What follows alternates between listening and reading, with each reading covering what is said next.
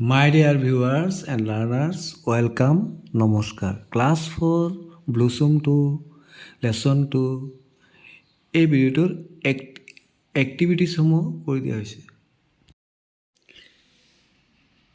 Let's see how much we have understood. Number one হৈছে where was the fair held, মানে মেলাটো ক'ত অনুষ্ঠিত হৈছিল। এনচাৰটো হ'ব the fair was held at Naharguri village, মানে এই মেলাটো নাহৰগুৰি গাঁৱত অনুষ্ঠিত হৈছিল। আমি কিতাপত পাইছিলোঁ সাধুটোত যে the fair was held at Naharguri village.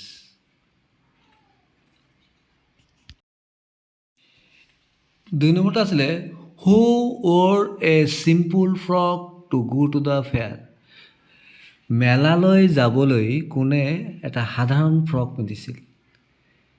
উত্তৰটো আছিলে Rupa wore a simple frock to go to the fair, ৰূপাই মেলালৈ যাবলৈ এটা সাধাৰণ ফ্ৰক পিন্ধিছিল। পিছৰ প্ৰশ্ন what are the different activities going on in the fair, মেলাত কি কি কাৰ্যকলাপ বা ক্ৰিয়াকলাপ হৈছিল। উত্তৰটো হ'ব the fair ground was crowded, তাত ক্ৰাউডেড মানে ভিৰ লাগিছিলে। দেৰ আৰ ফুড ষ্টলছ, তাত কি হৈছে খাদ্যৰ কিছুমান ষ্টল লগাইছিলে মানে দোকান। পিপুল আৰ চেটিং এণ্ড লাফিং, মানুহবিলাকে কি কৈছে হাঁহিছিলে, চেটিং কৰিছে, গপ গুজব কৰিছিলে। এ ট্ৰেডিশ্যনেল কণী যুঁজ টুক প্লেচ ইন দ্য ফেয়াৰ, আৰু তাত আটাইতকৈ ডাঙৰ কথা হ'ল তাত কণী যুঁজ অনুষ্ঠিত। কণী যুঁজ মানে এগ ফাইটিং বুলি কয় যে।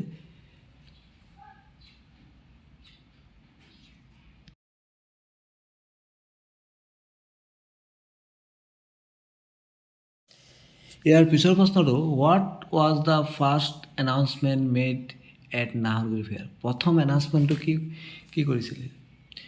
প্ৰথম এনাউন্সমেণ্টটো কি আছিলে the first announcer welcome the people to Naharguri's koni juj, নাহৰগুৰিজ কণী যুঁজলৈ সকলোকে অভ্যৰ্থনা জনাইছিলে। ইনক্লুডিং বোথ চিকেনছ এণ্ড ডাক এগছ মেছেজ, তাত কি হৈছিলে চিকেনৰ হ'ব আৰু ডাকছৰ মানে হাঁহ আৰু। নেক্সট প্ৰশ্ন হোৱাট ইজ কণী যুঁজ, কণী যুঁজ মানে কি। Koni juj is a traditional fun game usually played during Bihu.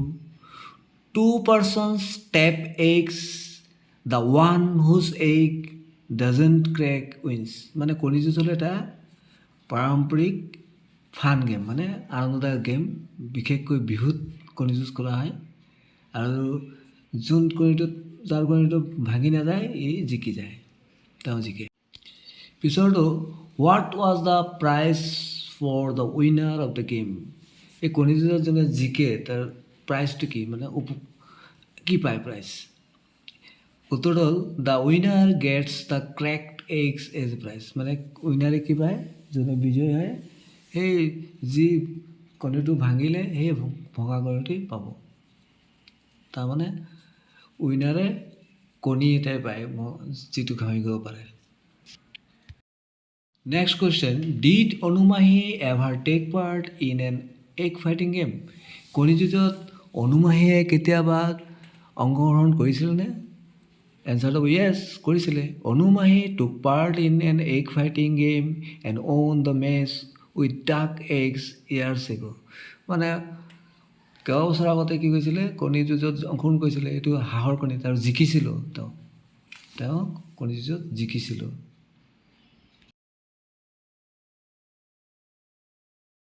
এতিয়া বি নম্বৰলৈ আহোঁ। Answer the following questions in a few sentences. প্ৰথমটো how can we keep our culture and traditions alive, আমি কিদৰে আমাৰ সংস্কৃতি আৰু পৰম্পৰাবোৰ জীয়াই ৰাখিব পাৰোঁ according to Onumahi. According to Onumahi, whether we are players or onlookers, what matters most is participating and valuing our traditional games and culture. আমি অনুমাহীৰ মতে আমি কি কৰিব লাগে, আমাৰ ট্ৰেডিশ্যনেল গেমছ আৰু কালচাৰ বা সংস্কৃতি আমি কি অংশগ্ৰহণ কৰিব লাগে বা তাৰ মূল্য দিব লাগে।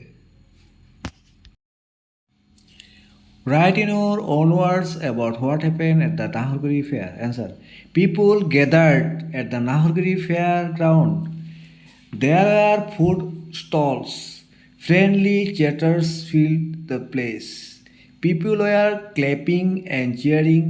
They were excited to watch the traditional কণী যুঁজ তাৰমানে মানুহবিলাকে তাত ভিৰ লগাইছিলে আৰু কিছুমান ফুড ষ্টলতো বিজি পূৰা ভিৰ মানুহে গজব কৰিছে ক্লেপিং কৰিছে আৰু খুব এক্সাইটেড আছিলে কণী যুঁজ চাবৰ কাৰণে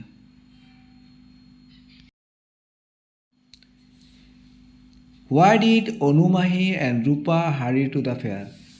Onumahi and Rupa কিয় বেগাই গৈছিল মেলালৈ উত্তৰটো হ'ব Onumahi and Rupa hurried because they wanted to see everything at the fair. They did not want to miss all the good things happening at the fair. মানে তেওঁলোকে একো মিছ কৰিব বিচাৰিছিল যি মেলাত চাওঁ সকলো বস্তুৱেই চাব বিচাৰিছিলে ইনক্লুডিং কণী যুঁজ also' Next question. What did the announcer mean by setting terms? Setting terms মানে কি বুজাইছে?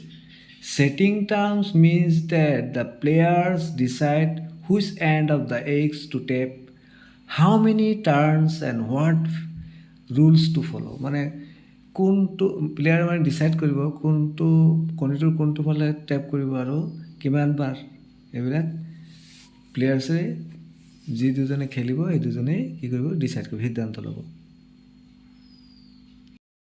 Thanks for watching stay connected thank you so much ইয়াৰ পৰৱৰ্তী ভিডিঅ'ত বাকী এক্টিভিটিসমূহ কৰি